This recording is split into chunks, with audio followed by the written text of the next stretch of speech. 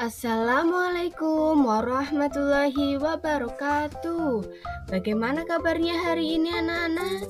Semoga kalian selalu sehat dan semangat.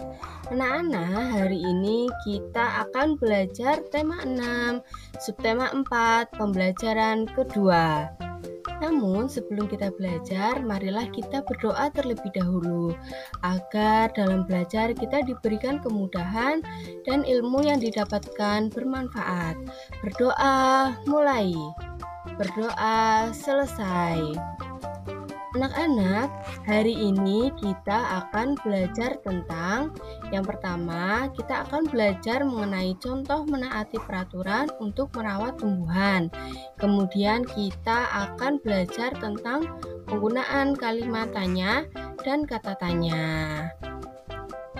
Anak-anak, coba kita perhatikan gambar di bawah ini. Aturan apakah yang dapat kalian temukan dalam gambar? Dalam gambar, kita dapat menemukan satu peraturan, yaitu sayangi tanaman dan jangan injak rumput. Sayangi tanaman dan jangan injak rumput merupakan salah satu aturan dalam merawat tanaman. Coba bacalah teks di bawah ini. Tanaman di halaman sekolah membuat sekolah tampak indah. Tanaman di halaman sekolah jangan diinjak. Jangan pula membuang sampah di halaman sekolah. Jika tanaman diinjak, tanaman akan rusak.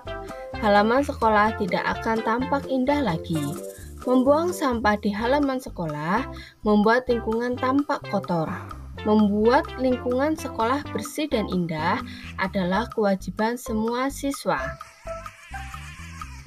Pada teks tersebut, aturan dalam merawat tanaman yaitu yang pertama, tanaman di halaman sekolah jangan diinjak.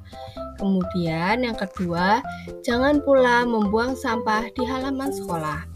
Kemudian jika kita melanggar peraturan tersebut, akibatnya yang pertama yaitu jika tanaman diinjak, tanaman akan rusak. Kemudian halaman sekolah tidak akan tampak indah lagi. Kemudian jika kita melanggar membuang sampah di halaman sekolah, maka yang akan terjadi adalah membuang sampah di halaman sekolah membuat lingkungan tampak kotor. Berdasarkan teks, peraturan merawat tumbuhan yaitu yang pertama, tidak menginjak tanaman. Kemudian akibat jika melanggar, tanaman akan rusak dan halaman tidak indah. Kemudian yang kedua, tidak membuang sampah di halaman sekolah. Jika kita melanggar, maka akibatnya adalah lingkungan akan menjadi kotor. Marilah kita berlatih apa saja tata tertib untuk merawat tanaman di sekolahmu. Kemudian siapakah yang harus menaati tata tertib? Yang ketiga, apa yang terjadi jika kita tidak mematuhi tata tertib tersebut?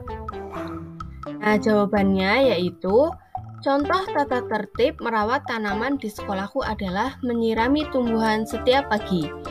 Yang harus mematuhi tata tertib itu adalah semua orang. Kemudian peraturan tersebut harus dipatuhi karena tanaman membutuhkan air untuk hidup. Nah, coba anak-anak kita membaca teks di samping.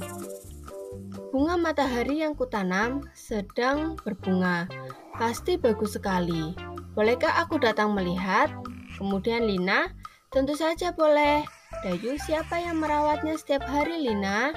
Lina, aku dan ibuku bergantian menyiramnya setiap hari. Dayu, di mana kamu menanamnya? Lina, aku menanamnya di halaman belakang sekolahku. Kemudian Dayu, apa saja yang dibutuhkan agar bunga matahari bisa tumbuh? Lina, tanah yang subur, air, sinar matahari, dan pupuk. Kapan kamu mau datang ke rumahku? Dayu, sore ini setelah pulang sekolah. Lina, baiklah, sampai nanti Dayu. Coba kalian perhatikan percakapan yang ada pada layar. Kalimat yang ibu beri tanda merah itu merupakan contoh kalimat tanya. Ciri-cirinya apa saja ya?